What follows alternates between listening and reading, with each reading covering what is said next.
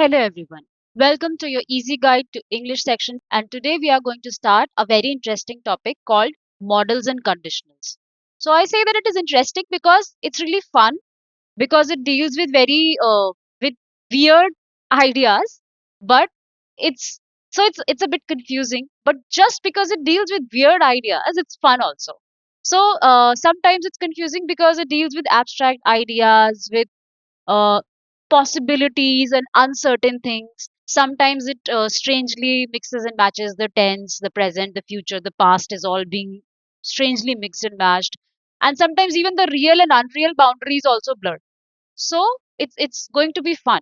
So let's start this topic and let's sort it out and see how to deal with models and conditionals. So going by the definition, models are the special auxiliary verbs that give more information about the function of the main verb. So they express ability, permission, possibility, necessity, advice, probability, and obligation. So they are like the mood of the statement. For example, say someone says, let's see the use of the model can. So can, should, might, must, these are all examples of model. So before we get into the types of models, what models are, let's just see their impact on a statement.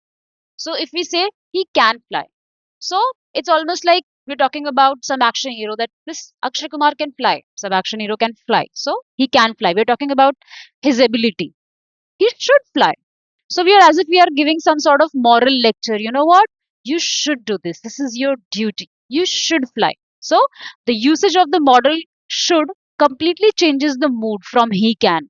He should fly. Some sort of say some preacher or some guruji is giving some moral lecture. He should fly. Then he might fly. So some sort of suspense thriller because you do not know whether is he going to fly in the next part of the movie.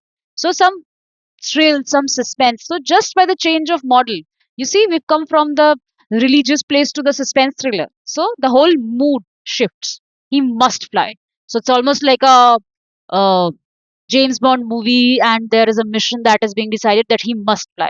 So you see, the by the use of the different models, the whole mood of the statement changes. So this is what models do. They express ability, permission, possibility, necessity, advice, all these things, and by their usage, you can completely change the mood of the situation. So let's look at the definition again and see what it means again. So they are special auxiliary verbs that give more information about the function of the main verb. So you see in the examples that we just did, he can fly, he should fly, he might fly, he must fly. So these auxiliary verbs can, should, might, fly, must. These are all giving more information about the verb fly. Okay, the mood of the that verb. Okay, I hope it's clear. So you should. It's not just that you're showing what is, you're showing what could be, what should be, or what might be. Let's look at a story called The Exam That Never Was. So, last week I could have studied for my exam, but I didn't. Now I might fail. If I had studied, I would have passed. If I study today, I might still have a chance. But if I don't study well, let's just say I should prepare to repeat the class. So you see, there are so many possibilities that are being talked about, that if I had done this, this could happen. If I do this might happen. If this doesn't happen.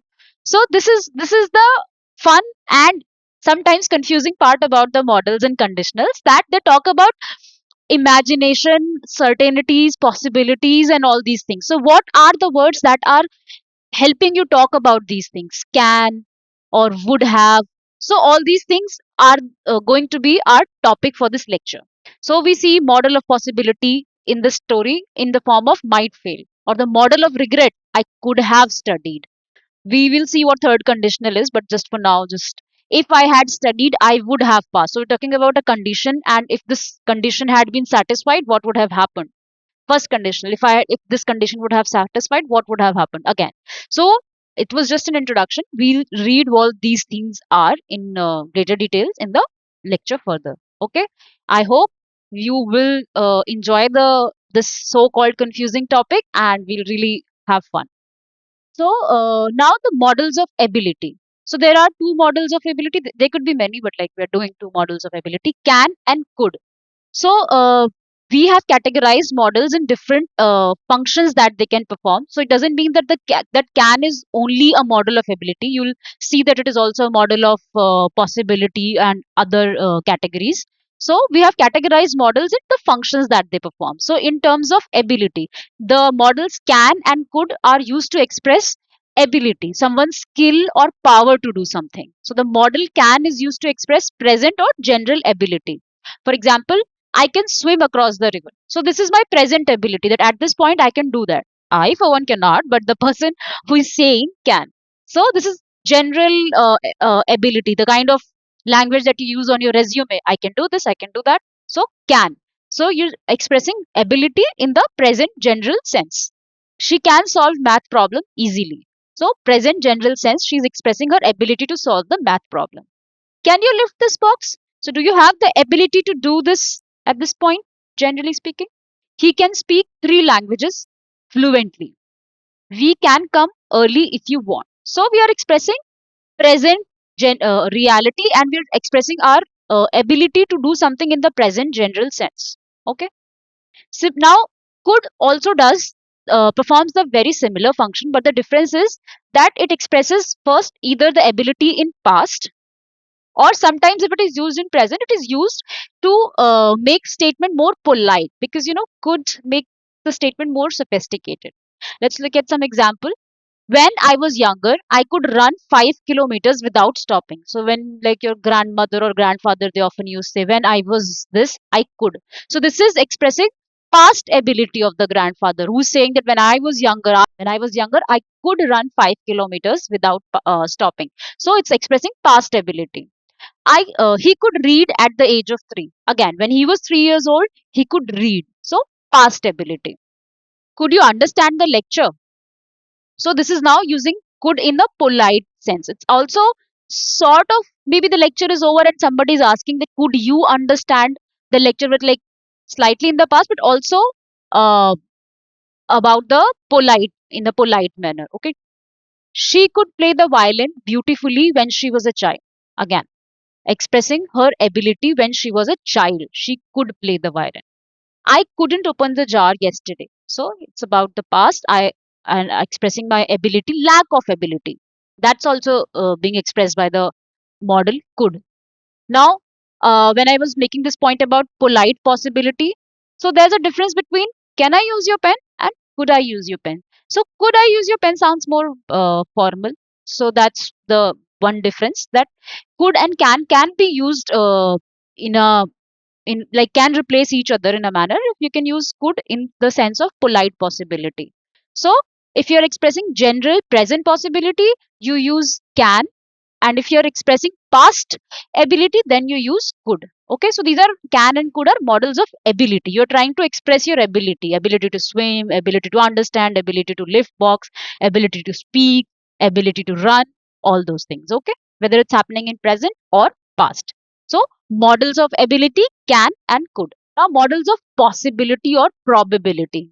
So again, can and could, you can see they are present here also, that they are used to express possibility or some level of probability.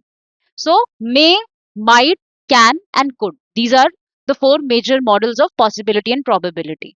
Now, where do we use the model may? When there is a fair chance or a formal chance of something to happen. For example, it may rain later in the evening. So you might just look at the sky and you see there are dark clouds, and you can see the weather is showing a lot of possibility for the rain. So in this case, you will use the the model may, because there's a decent enough chance that it will rain, because you can never be 100% sure, of course, but it looks like that the weather is such that it may rain. The teacher may give a surprise test tomorrow. It's quite likely. That is 70-80% chance that the teacher will give the surprise test tomorrow. She may join us for dinner. When someone says that, do do the preparations for dinner, it's very likely that this person is going to join you. So when we use may to express some possibility, it is a stronger possibility. Okay, there's a decent amount of chance. But if we use might to express possibility, then we have slightly lesser amount of chance for that thing to happen. So it's slightly weaker and used for more uncertain and tentative possibilities. So They might go to the concert, but they're not sure. So it's very less likely that you're just thinking about it. Ki, yeah, concert is happening in the city. Should we go or should we not? So the possibility is not very strong. So we use the model might. So they might go to concert, but they're not sure. 20-30% possibility maybe. She might call you later. She's not. Most likely, she's not going to call you. So that's might. So when someone is telling you, "Oh, I might give you a call," get the hint. I might be late for the class. So again, when your teacher says I might be late for the class, that means probably your teacher has some work and it's quite likely that your teacher will be late or anyone else. So when someone says might, there's a higher possibility of that thing to happen or not happen. Like they are slightly weaker, sorry. So I might be late for the class. That means it's quite possible for me. I mean, hey, now let's discuss the models of possibility and probability. So these are the words that tell us about the possibility of an event or how probable that event is going to happen. So we see can and could also express, while they express ability of something, a person or in past or present, they are also models of possibility and probability. And two more models in this category are may and might. So let's discuss what is the difference between their usage. So when you say something may happen, that means there's a fair chance or a decent amount of chance for that thing to happen. So the probability is higher. The possibility is stronger for that thing to happen. So if someone says it may rain later in the evening, that means you can see the dark clouds and you can see the change in the weather, and it is quite possible that it is going to rain. So if someone says it may rain later in the evening, it's better that you carry your umbrella. So the possibility is stronger. The teacher may give a surprise test tomorrow. You better be prepared, because if teacher is saying I may give you a surprise test tomorrow, the possibility is quite strong. So there is a fair chance that this thing is going to happen. So the teacher will most likely give you a surprise test tomorrow. 70 80% chance, you can say. It's quite likely. She may join us for dinner. So be ready with all the preparations. Because when someone is saying I may join you for dinner, that means it is quite possible. It's slightly higher probability of this event to happen. And what is then might? Might is also used to express possibility and a probability of an event, but it is slightly weaker probability when compared to may. So when you're trying to express some event, when you're trying to talk about some future event and the possibility of that event to happen is stronger, you use may. Slightly weaker possibility, so you use might. So they might go to the concert, but they're not sure. That means they're just lying on the sofa and they heard somebody's going to the concert and they're just thinking, oh, should we go? Should we not? Very less possibilities. Very like uh, possibility is quite weak. Probability is quite low. 10-20% chance that they'll go to the concert. She might call you later. She's not. I mean, it's very low probability or very less likely that she's going to call you.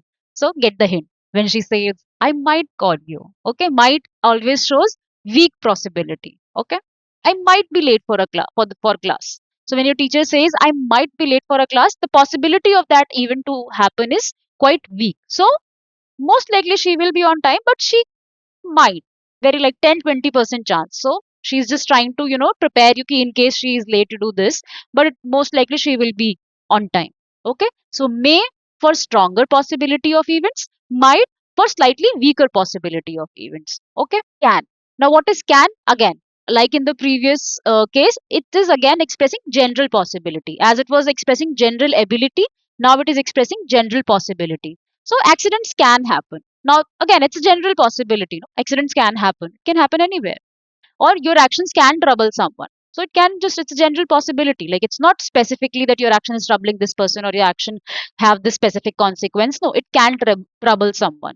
So, general possibility. What is good, theoretical, and imagined possibility? So, this this could be a big opportunity. So we are not sure, but it could be a big opportunity. So we are imagining it that it looks like it could be a big opportunity. We're not really sure. It might in the future it might turn out to be something just stupid and useless. But at this point, it's an imagined, it's a theory that it could be a big opportunity. Or you could win if you try harder. Again, we are imagining it. We are thinking of this future possibility that you could win if you try harder. So, again, theoretical or imagined possibility. There could be a mistake in your calculation. We are not really sure, but we are thinking that it doesn't seem right. So, we are just thinking and we are imagining the possibility. There could be a mistake. Okay. So, may expresses stronger possibility, might expresses weaker possibility, can expresses general possibility, and could expresses theoretical and imagined possibility. Okay, so these were the models of possibility and or probability. Now we also have must and can't. So must, you understand what must is? It's very strong deduction. The must, this word itself sounds so, strong. Must. So when someone says he must be tired after such a long journey, that means, I mean, you can easily deduce this, no? So if somebody has traveled a lot, they must be tired. Like, what more information do you need to understand that this person is tired? So they must be tired. You must know the answer. It's easy. You've studied. You after the when like after this, when I give you some questions, I'm going to expect and I'm going to say, you must know the answer. It's easy. So it's a stronger deduction that I'm making. That, this, if this is easy, I can deduce. I can reach this conclusion that you must know the answer. She must have left already. So I mean, I know her timing, and by this time she leaves. So I can easily deduce that she must have. So it's a very strong deduction that based on the information I can reach this conclusion. So it's a strong deduction. Must. Can't. It's a strong negative deduction. So I mean, of course, it's can't is can not. So it's a negative deduction, but a strong negative deduction. That can't be true. That mean it's like, it's not feeling like it's true. I mean, I know I have read this chapter and this inference or this argument that you're making. This can't be true. So strong negative deduction. They can't be serious about quitting. So suppose I'm a boss and I'm like managing a team. So I'm feeling like, okay, we are in the middle of this. They can't be serious about quitting. So it's a strong negative deduction. That's a strong argument that I'm making based on the situation. So strong deduction must, strong negative deduction can't. So we are talking about a future possibility again, but we are talking with more strength. The strongest is must and can't. After that, may, might, and then can, could in their specific contexts. Okay. Now, models of permission and request. So, in this, we are going to study may, can, could, would, shall. Okay, just these. So, may is used for formal and polite permission. So, when we were in school, I mean, I think you guys might still be in school. So, I don't know about you guys or what happens these days. We used to, stretch our hand like this and like, ma'am, may I come in? That was what was taught to us. In fact, I used to wonder, why can't I say, can I come in? But can is not that polite. And can is again about the ability. You can, because I have my legs, I can walk and I can enter the room. I have the ability. But may is polite and formal way of asking permission. So, may I come in? You will not say, can I come in? When can is like ability. You know about your ability. If you can walk, you can. So, may I come in? May we speak now? So, if you want to talk to somebody and you're seeking permission, say you're talking to you want to talk to your teacher and your teacher is looking in other direction, so you will be like, ma'am, may we speak now? So may is again very polite and formal way to seek permission. You may start writing your paper. So suppose you are asking for a date and I'm like, okay, you may start writing your paper from this date onwards. Or student may ask questions at the end. So it's a polite and formal way to seek permission, to ask for permission. May. Can is again informal permission. So, can I borrow your charger? Can I use your notebook? You can go home now. Can we take a break? So, in all these things, you would rather use can to seek permission from your friend rather than say from your teacher or your elders. So, it's more informal way of seeking permission. So, may is used for proper formal seeking permission. So, you can actually use for like your communication skills or for your understanding. You may just use may for always seeking permission. That will always look very formal and polite. Can I borrow your charger? So it's again informal way, because can is more in use in the a- ability, but again it is also used for seeking permission also. You can go home now. So I'm giving permission also. So not just asking permission, but also giving permission. So you can go now. You may go now is more formal way, you may go now, or you can is more informal way. So you like, you can ask, you can tell your friend, you can go home now.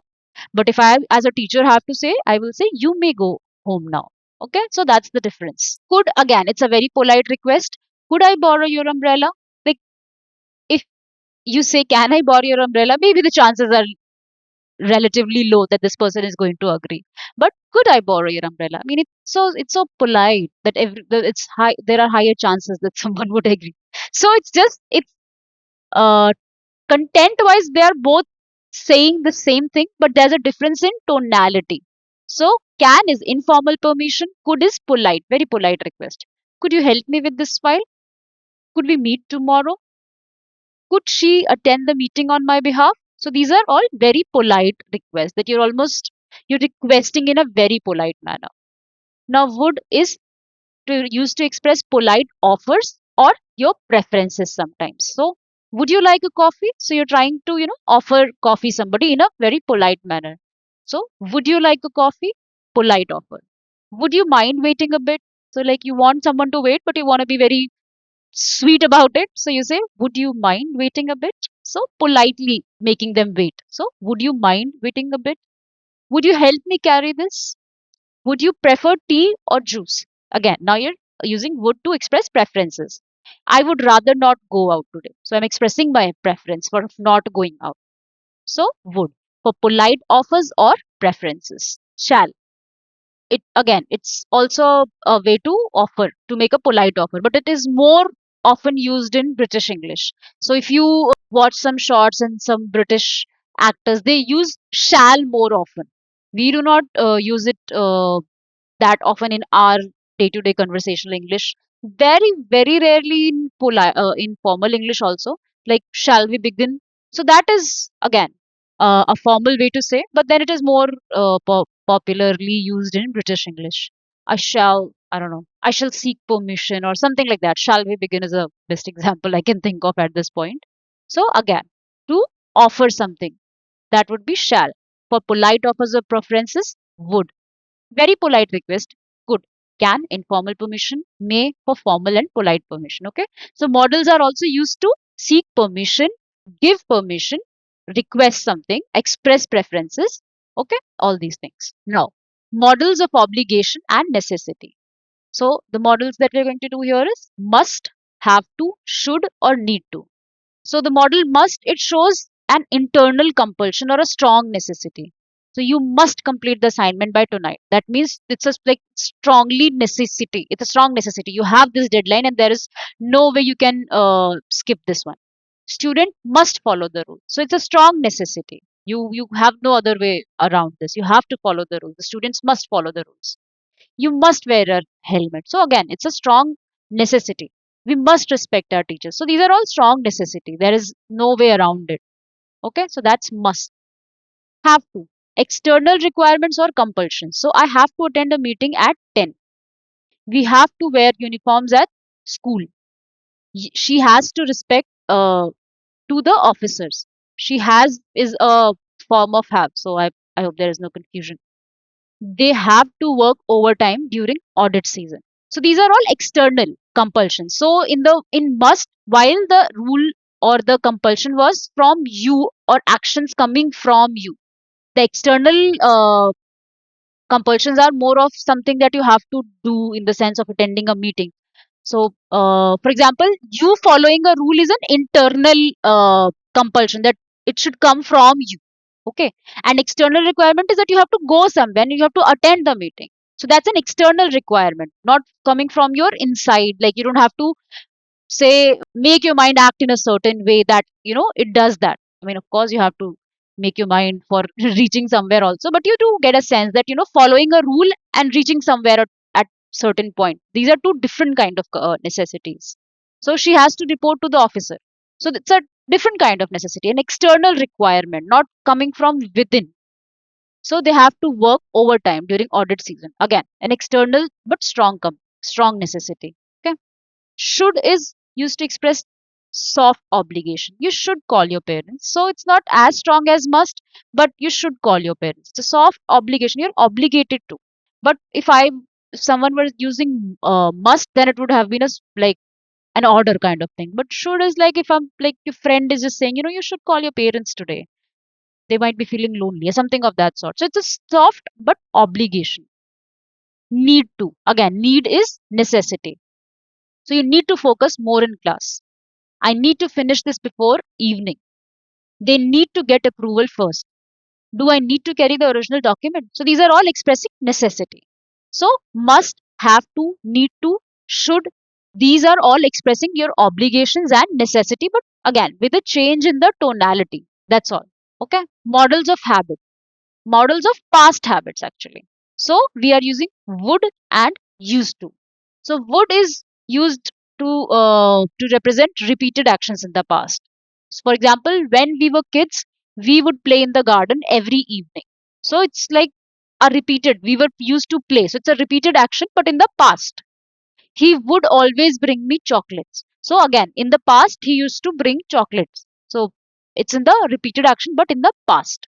They would walk to school together. Again, they must be going to school daily or every day, pretty much every day.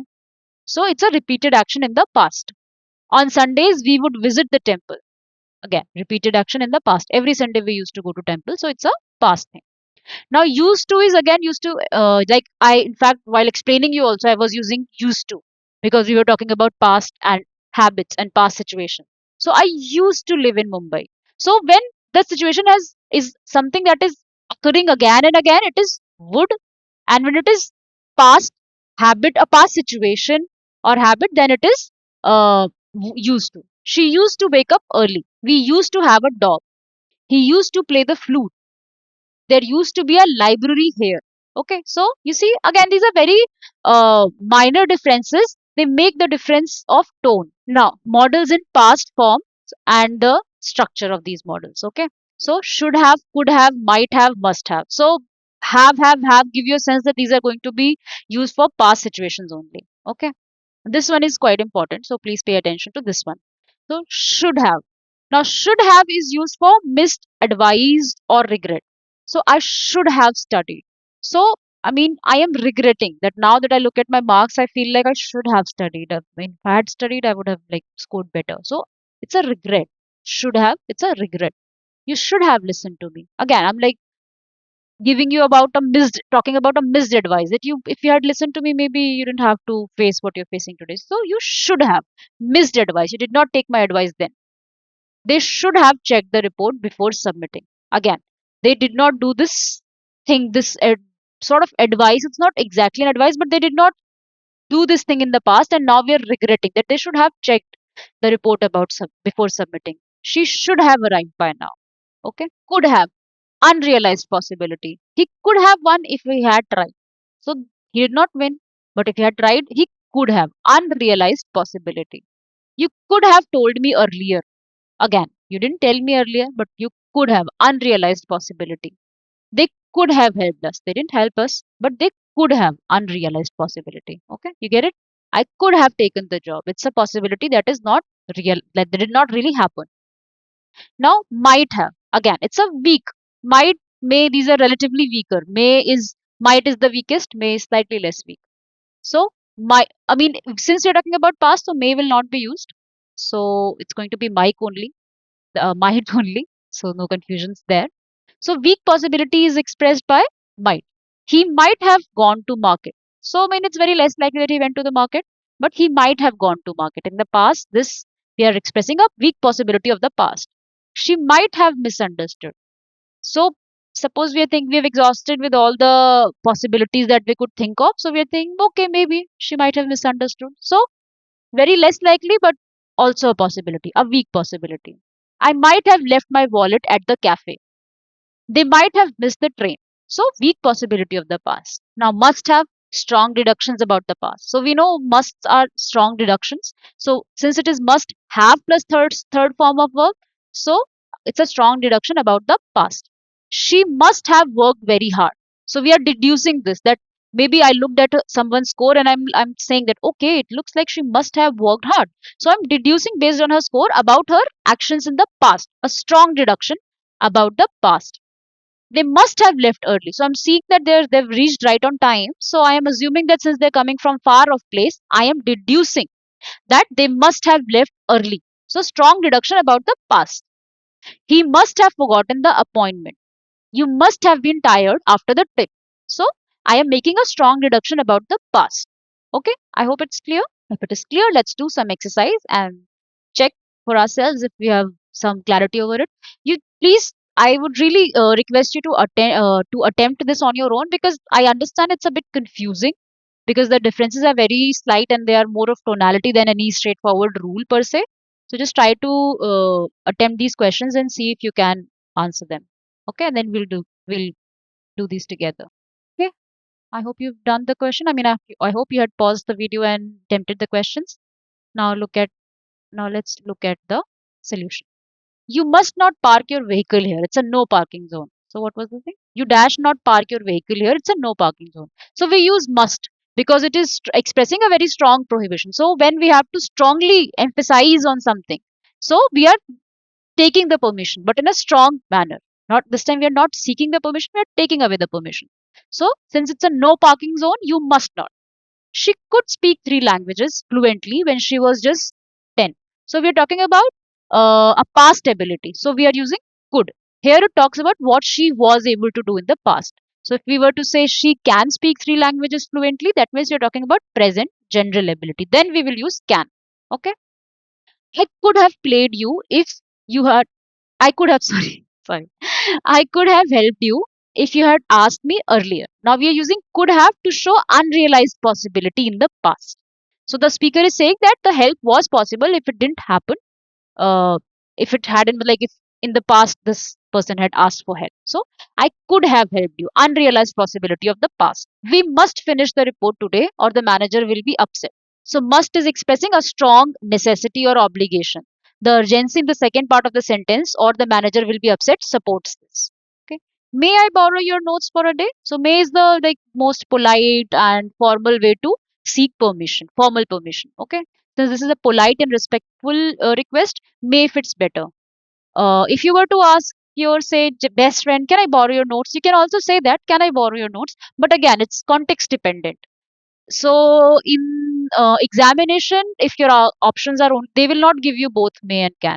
Maybe they'll give you may, could, will, and the statement will be longer to give you a better context. So you stick with more formal and polite manners. Generally, he looks pale, he must be unwell. So we, since we are given that he looks pale, so we can strongly deduce that this person is could be unwell. So since it's a strong deduction, we'll say must. So must is here used for strong deduction based on the evidence, since the evidence is provided in the first statement. You must attend the meeting tomorrow. It's compulsory. Now, since it is the second part is saying that it is compulsory, then of course we have to use must because that's the strongest model. So it is used for obligation, a strong obligation, since it's mentioned that it is compulsory. You should have told me you were stuck in the traffic. I was so worried. So should have is expressing a missed advice or a missed duty in the past. So the speaker is saying that you should have, like, you didn't do something that was expected of you. Okay. When we were children, we would spend our summers in the hills. So would is used to express habitual actions in the past. So the sentence describes the repeated activity during childhood. You should drink more water if you want to stay healthy. Should is again used to give advice or a suggestion. The speaker is advising the listener for a healthy lifestyle. Now, with this, we've come to the end of the model section. Now we look at conditionals. What are conditionals? So, conditional sentences are sentences that show cause and effect relationship. They tell us if one thing happens, another thing will happen, might happen, or could have happened. All conditional sentences have two parts. It has a if clause, that is the condition, and it has a main clause that represents the result. So, for example, if I study hard, I will pass the exam. Here, if I study hard is the condition and I will pass the exam is the result. So that's a conditional sentence with the condition and the result. Okay. Now we move on to our next section, that is conditionals. So as the name suggests, conditionals are the sentences that show that a cause and effect relationship. So they tell us that if one thing happens, another thing will happen, might happen or would have happened. So it's sort of posing a situation, posing a condition, and then also talking about the effect of that condition. So all the conditional sentences have two parts. The if clause, that is the condition that is being posed, and the main clause, that is the effect of that condition. Okay. So for example, if I study hard, so the condition is if I study hard, I will pass the exam. So the if condition is if I study hard and I will pass the exam is the main clause, which is telling the effect of studying hard. So here I study hard is the condition and I will pass the exam is the result. So in the conditional sentences, we'll see what are the different types of conditions leading to different types of results. So the biggest challenge that conditional sentences pose is that it is sometimes difficult to understand what tense is being talked about, because a lot of them are imaginative sentences. For example, if I say, if I were rich, I'd buy a castle. Now, is it dreaming or is it planning?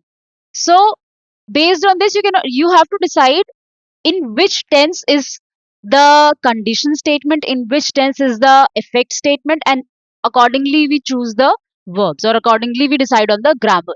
So it gets a little confusing in that sense. So we'll try to categorize conditional sentences and what are the different situations that they represent, and accordingly we'll simplify them and see how to deal with the grammar of conditional sentences. Okay, so let's dive into it. So the first type of conditional statement would be zero conditional.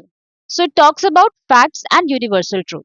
So we use this when both parts are in the simple present tense. That is the if part and the main part. Condition and the effect both are in the simple present tense. So it is used to talk about facts, routines, and scientific truth. Things that happen if a condition is satisfied. So the structure of these statements would be if plus simple present tense for the if clause, and the second main clause is also in the simple present tense. So zero conditional, both parts are in the simple present tense because they reflect facts and universal truths. So, for example, if you heat water to 100 degrees Celsius, it boils. No, it's a fact. It's a fact. It's a universal truth. You may call it either. So, both are in the simple present tense. Simple. If you heat water to 100 degrees, it boils. If it rains, the ground gets wet. If you mix red and blue, you get purple. So here, if situation is 100% leading to the main effect situation. That if the if situation in the if clause is satisfied, then definitely we are going to get the main clause effect condition. Okay. So if is satisfied, then it is certain, it is 100% that the effect will be there. So because these are facts and universal truth, it's certain because they are facts, so it's going to happen. So it's certain. Okay. If the sun sets, it gets dark. It's certain. So we will use simple present tense. Okay. If people eat too much sugar, it's certain that they will gain weight. So if the if situation is satisfied, then the second clause will yield the effects that it is being talking about. So this is not an imagination. These are regular truths, always true, every time true. Okay. So that's why it's simple. We can see that it will be in the simple present tense because they are always true. So simple present tense. Okay. I hope it's clear. Now, the first conditional. So it talks about real future possibilities. So let's see what real future possibilities are. These are the possibilities that's something that has not happened till now, but it is very much possible, and it is a realistic possibility that it can happen in future. So the first conditional is used to talk about real and possible situations in the future. It's not just a freckle of imagination. It's a real possibility. These are not imagined things. So these are not guaranteed truths because, of course, anything that has not happened always carries a sense of uncertainty. Anything that is to happen in future, howsoever sure it feels it will happen, but still there is 1% chance I don't know, an asteroid might hit the earth and the earth is destroyed in a matter of minute. That thing won't happen. So anything can happen. No. So it is very certain but not guaranteed, unlike the zero conditional statements. So the likely outcomes, things can happen if the condition is met. So you can, if I were to put a number on it for the sake of better understanding, you can say these are things that have say 90% or plus possibility, that it is very sure but you cannot say it with 100%. You cannot guarantee it. Okay. So the structure of these kind of statements is the if clause is in the form of if plus present tense, that is simple present tense, and the main effect clause is in the form of will, can, may, or base verb. And how do you choose will, can, may? As we discussed in the models part, based on the context of the statement. So if clause always stays in the present simple, but the result clause can be flexible based on what you want to say, whether you're talking about a possibility, advice, seeking permission, or obligation. Okay, so if you study well, you will pass the test. So it's not 100% sure, but if you study well, it is 99% sure. Again, an asteroid can hit the earth and the earth can be destroyed. That's also a possibility, no? So you cannot say anything with 100% certainty because you have yet not written the test and you have yet not passed the test. But it is like pretty certain that if you study well, then you will definitely pass the exam. 99% sure. If it rains tomorrow, we will stay indoors. So if it rains tomorrow, we will stay indoors. Again, why would we go out and get drenched in rain?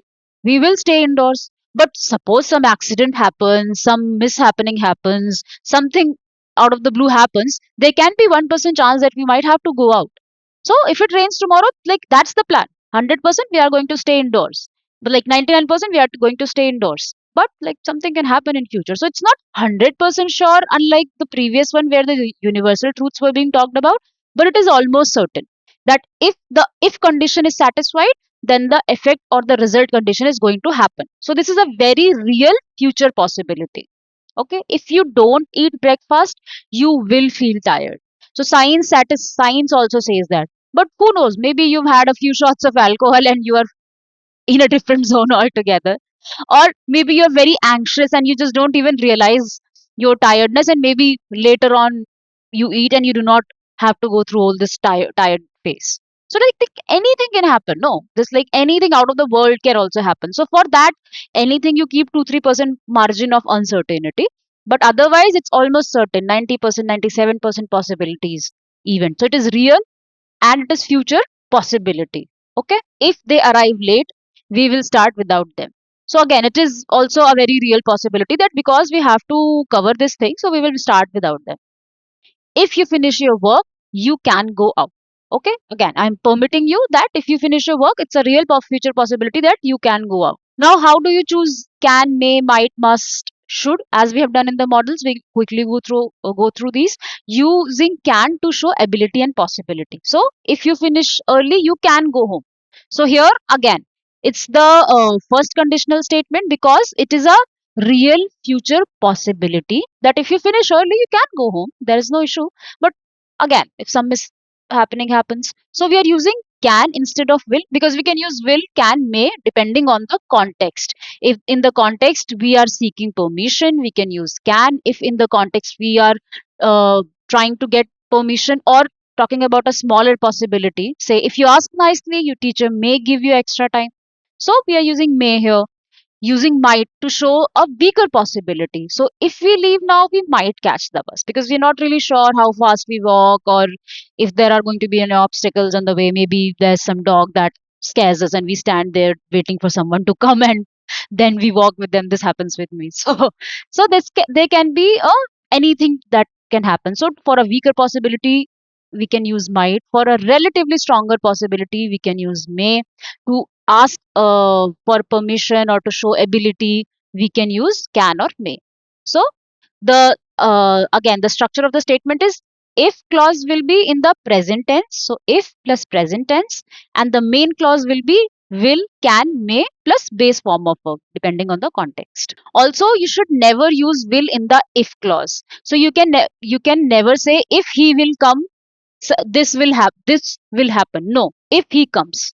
Okay, you will never use will in the if clause. Always remember that. It is a very frequently asked questions in spot the error kind of question. If you will dash dash dash whatever. So in the if clause, you never use will. Okay, remember that. Now the second conditional statement. What are these used for? So they are used to talk about unreal, imaginary, or unlikely situation in the present or future. So now we are coming to the imaginary world. Up for the first zero and first conditional, we were talking about real things. Now things are getting a little dreamy. So we are talking about unreal, imaginary, or unlikely situation in the present or future. So you're not saying that something will happen. You are imagining what would happen if things were different. So if things were different, that is, you're imagining a different past. And what will happen? You're imagining something for future. So you're imagining a lot. Khayali pulao all over the place. So that's your second conditional. So uh, an example would be, if I were rich, I would travel the world. Abhi real world mein neither you are rich nor you are traveling the world. You are sitting in your room and you are in your books. You are just cramming the grammatical rules and practicing reading passages. That's your reality. So here, so a lot of imagination is going on in second conditional. You're cooking a lot of khayali pulao. So if I were rich, I would travel the world. That would be the second conditional about unreal, imaginary, or unlikely situation. So the structure of these kind of statements would be if plus past simple, and the main clause could have would, could, might plus the base form of verb. So even though the confusion sometimes can be that even though the second clause is talking about the present or future, we still use the past tense with the if, because we have also talked about the tense consistency, that for the if the first part is in past tense, we are saying if I were rich, and were is past tense. How is the second part dealing with the present or future? But this is because we are imagining things in the present or future, and we are making the change in the past. So that is why the first if clause is using were and not following the first and not the present tense as in the second part. Okay, because we are imagining we are imagining and we are changing our past. That, just imagine an alternate scenario that I were rich.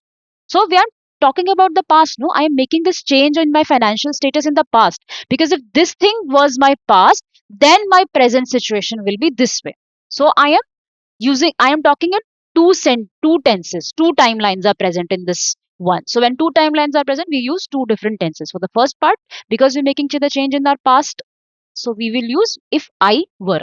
Another confusion can be ki, ma'am, with I, why are we using were? Why not we use was? So in the formal English, you always use were. Okay, you're not supposed to use was. Was can be technically speaking grammatically correct, but it's not the formal way to go. And for your for your understanding also, just forget that was is technically correct also. You always use I if I were, and never if I was. If I were you, I would talk to the teacher. Okay, so if I were you, whenever you are imagining things, you will always, always, always say if I were, if I were. Even in the lecture, if you had noticed, I often use this phrase, if I were to say this, if I were to say that, if I were, because whenever we are imagining, we always use the clause if I were, if I were. Okay, just get it set in your mind. Okay, so again, based on the context, you can use would, could, might, and the base verb. So if you're trying to show a definite imagined result, if I won the lottery, I would buy a house. Matlab, this is so definite that there is no two thoughts about it, because I really need the house. So if I had the money, I am pretty certain that if I won the lottery, I would buy the house. So this is a certain imagined result. Like, this is on my bucket list and I'm sure I will do this. To show the ability or possibility, like relatively weaker, you can say could. So if I had a car, I could drive to work. So this is like again an ability, because at this point I do not have the car, and hence I cannot drive to work. So if I had the car, I could drive to work. So it's a possibility and also my ability that if this clause happens, I will have the ability to do this. Okay. And might, again, to show a weaker or uncertain possibility. Might is a very classic word, because the word might also means strength. The mighty Roman Empire, it means like a strong strength. But in terms of grammar, might is always showing a weaker possibility. So might के साथ तो बहुत scam हुआ है. So it's been scammed. So might is used to show a weaker or uncertain possibility. If he studied harder, he might pass the test. So again, you understand that the second conditionals are talking about unreal, imaginary, or unlikely situation. In the if clause, the situation is in the past, and in the main clause, the situation can be in the present or future. If I were rich, I would travel the world. If you if oh sorry, yeah, if I won the lottery, I would buy a house. So none of this is happening. I am not winning any lottery. I am not buying a house in my like real present plans. But if I won the lottery, that is, if this had happened, or if so, this is also an imagination, and buying a house is also an imagination or unreal situation. Okay, clear? Now, if it is clear, quickly let's do these 5 questions or based on the second conditional and models. So just pause and quickly just do it in few seconds. Okay, now let's look at it.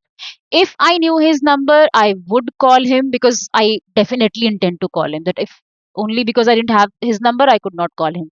So if I knew his number, I would call him. So a definite intention.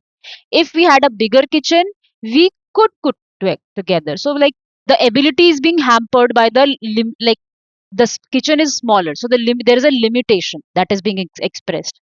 So if that limitation was removed, we will have the ability to do this. So if we had a bigger kitchen, we could cook together. If she were more confident, she might speak up. So again, matlab, it's not necessary every confident person always speaks up. So it's a weak possibility that if she were more confident, then there is a possibility that she might speak up. Abhi to not at all. Abhi, she's not confident, and there is absolutely no possibility that she will speak up. But if she were more confident, then she might speak up. Little possibility. If I were a bird, I dash fly across the ocean. I would or I could. Both can be fine. Okay? Because it's a definite thing also that like a bird flies, so bird would fly, and bird also has the ability to fly. So I as a bird I will have the ability to fly, and as a bird I will have the intention to fly. So both could be acceptable. If they played better, they dash win the match. They might or could, again, depending on how good the team is. So if you're not really sure if they played better and the team is weak, you will say might. If the team is stronger, you would say could. So they might win the match or they could win the match. Okay. Now the third conditional. The third conditional is used to talk about imaginary situation in the past, things that didn't happen, but we are now thinking about what would have happened if they had. Okay. So it's mostly talking about regret, about some relief, and some missed opportunities. So if you are regretting that, oh, if only if this thing had not happened, no, I would have like changed the world. Or relief, oh God, if this thing had happened, no, shit, my life would have been like so problematic. Thank God that this thing didn't happen. Or missed opportunities, like only if I were present in in the class that day, I would have been the class monitor, something like that. So it's talking about imaginary situations in the past and things that did not happen, but if they had happened, what will happen? Okay, you getting? Okay, let's look at the example. If I had studied, I would have passed. So the present situation is I'm looking at my score and I have failed. So now I am going to the past, I am regretting. I'm going to the past and I'm changing, I am imagining, okay, what if I had studied? And I'm also thinking about future. I would have passed. So both the imaginations. I am expressing a regret because I'm changing about my past also. If I had studied, because in the past I did not study. So I'm thinking an alternate past if I had studied. So I'm thinking an alternate present also. I would have passed. So the past was I did not study, the present is I did not pass. But I'm thinking now about the alternate past. If I had studied, I'm thinking about alternate present. I would have passed. Okay, get it? So the structure is if plus past perfect, that is had plus third form of verb, and then would have, could have, might have plus third form of verb. Okay, so if she had left earlier, she could have caught the train. So the present situation is that she didn't leave on time, and then she has missed the train. So now I am regretting this, and if I am saying that if she had left earlier, alternate past and alternate present also, that she could have caught the train. Okay, if we had called the doctor on time, she might have survived. Okay, this type expresses something that did not happen and now cannot be changed. So it's often used to talk about past mistakes or lost opportunities. So third conditional पे एकदम depressing माहौल है. It's very depressing here at this point. So it's about regrets, lost opportunities. Okay, like zero में everything was real. First maybe everything was real, but real में थोड़ा सा a tinge of uncertainty because future की बात हो रही है. We're talking about future. Second, in the second we are entering the dreamy world now, and by third conditional we are getting quite depressed now that we are talking about lost opportunity. Okay, I hope it's clear. If it's clear, then let's do these 5 questions quickly. If I had known it was your birthday, okay. If I had known it was your birthday, I would have sent you a gift. If they had listened to me, they could have avoided the mistake. If we had booked the tickets earlier, we might have gotten better seats. If she had studied law, she would have become a lawyer. If it had rained, the match would have been cancelled. Okay, so we're talking about regrets. We are talking about relief. For example, in the last one, we are talking about lost opportunities. Okay, so that's the third conditional for you. Now let's quickly go through all the 4 categories. So zero conditional, always true, scientific facts. The structure is if plus simple present tense in the if clause, and the main clause also simple present tense. If you heat ice, it melts. Simple truth, there is no two ways about it. First conditional, real future possibility. So the if clause is if plus present simple, and the main clause will, can, may, might plus the might plus base form of verb. So if it rains, we will stay home. Second conditional, unreal or unlikely or present future. If plus past simple in the if clause, would, could or might in the second clause. So if I were you, I would say sorry. Third conditional, unreal past, regret, relief, lost opportunities. So the structure is if plus past perfect in the if clause, and would, could or might have for the main clause. So if I had studied, I would have passed. Okay, clear? But we have one more category. The life is not so easy, no? So just one more category, that is mixed conditionals. So as the name suggests, they combine different parts from different types of conditionals. So using mixing time reference. As if you were not confused enough about the time references, that we had to bring mixed conditionals also. So we often use them when we are talking about the condition in the past, but the result is in the present or vice versa. Okay, let's look at the example. If I had studied medicine, I would be a doctor now. Now, the if condition is in the past. Studying medicine is in the past, like it's about what I did in the past or what I could have done in the past. So, the if condition is dealing with the past tense. But the effect of that thing is in the present. I am not a doctor today because I did not do this. So if I had done this, I would be a doctor. So the effect is in the present and the thing happened in the past. So the condition is present in the past, and the present or the effect is of it is felt in the present. Okay, so if this is the situation, the structure of the statement will be if plus past perfect, and for main clause, would plus base form of verb. So past condition leading to present result, if plus past perfect, and would plus base form. So if I had studied medicine, I would be a doctor now. But so if I were to say, if I were like if do not get confused. For example, if I were smarter, I would have solved the puzzle. So here I am talking, the if condition is in the present tense and the result of it is in the past. So because the condition is that I came across a puzzle and I cannot solve it. So this thing has happened. I could not solve the puzzle. So now I am saying that if I were smarter, I'm not smart. At this moment, I am not smart. So if I am, please. If I were smarter, I would have solved the puzzle. So the fact that I could not solve the puzzle, which is past now, I could have done it. There could have been a change in it if I all of a sudden become smart. If some miracle, if I could get a jadoo from some other planet and I become instantly smart, I could have changed the present. I could have changed the past. That the fact that I could not solve the puzzle. Okay, is it making sense? Because I am not smart enough, so I failed to solve it. So here the present condition is leading to a past result. Past result, that is not being able to solve the puzzle. So here the structure of the statement is if plus past simple, and the main clause is in would have plus past participle. If I were smarter, I would have solved the puzzle. So it is used to express complex cause and effect across different time zones. Not time zones, but across different times. Like regret about the past affecting your present, or your current limitations affecting your past actions. Okay, so let's look at these and quickly solve these 5 questions. If I had taken the job in Delhi, I dash live in Mumbai now. So I would not live or I would not be living in Mumbai now. So if I had taken a job in Delhi, so past condition leading to present result. The job decision was in the past, but it affects the present. So if I had taken the job in Delhi, I would not live in Mumbai now, or I wouldn't be living in Mumbai now.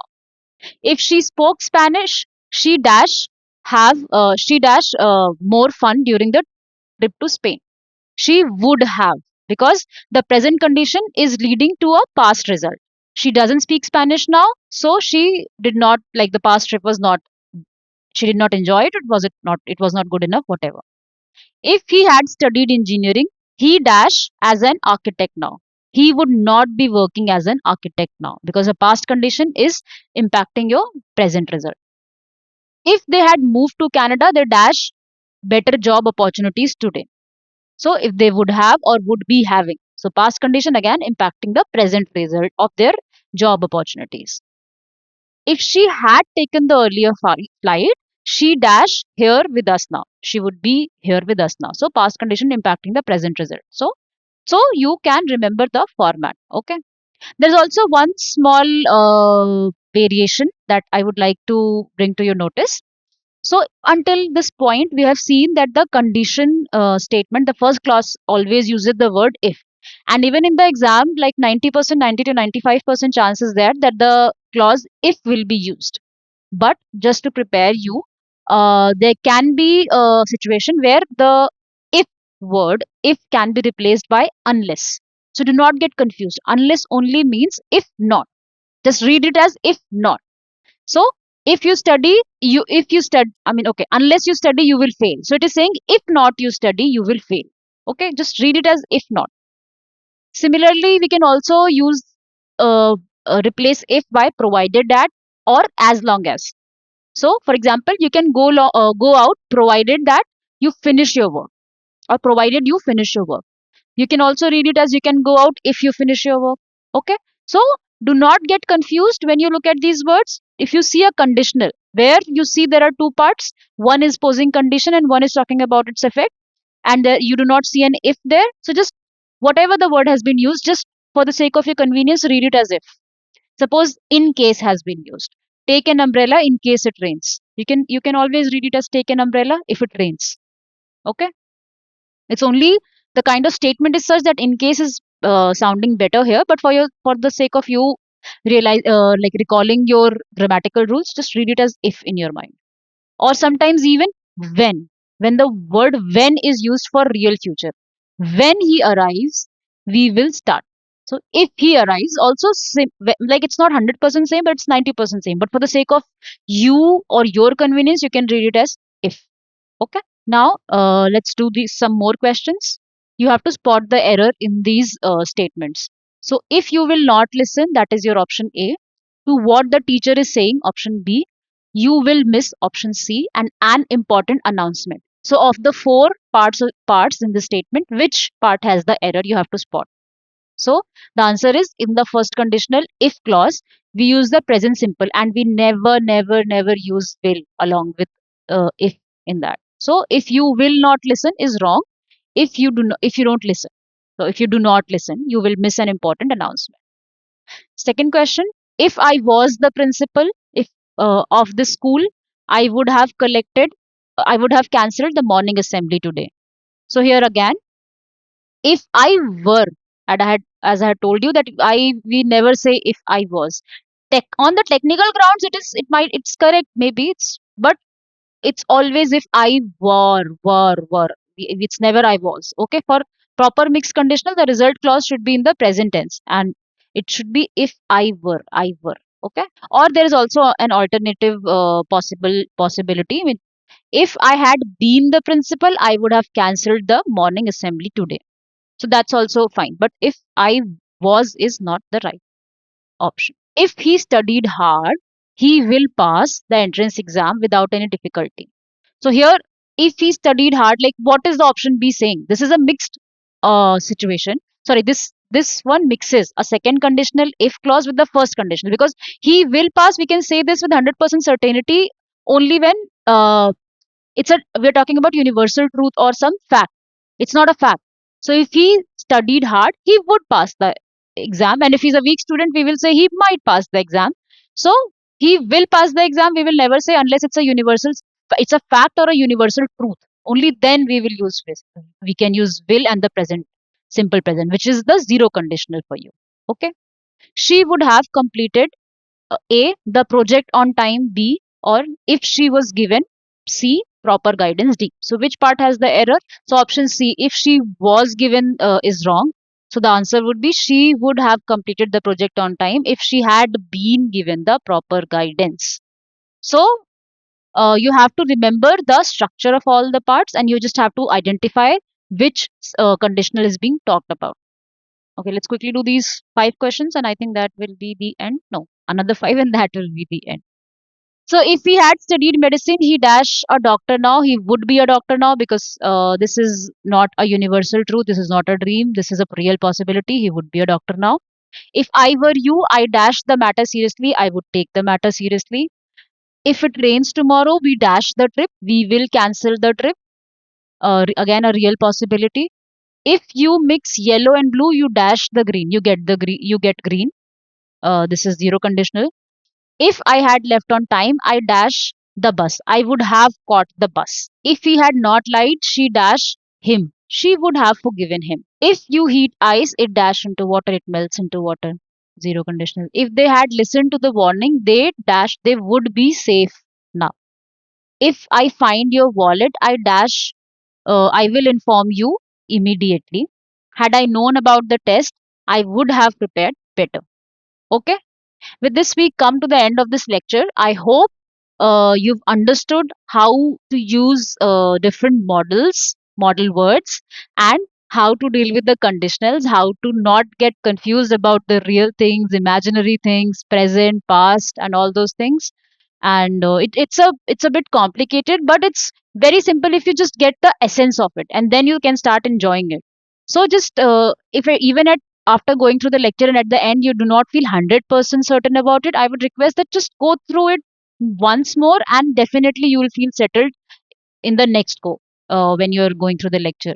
So thank you so much for your patience and I'll see you again in the next lecture. See you. Bye bye.